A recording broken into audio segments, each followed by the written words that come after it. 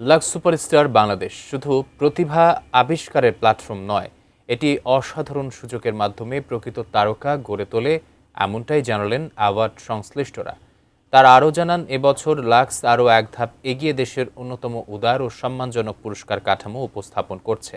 Award বিজয়ী পাবেন সরোভস্কি trophy ও একটি চেয়ারি কার।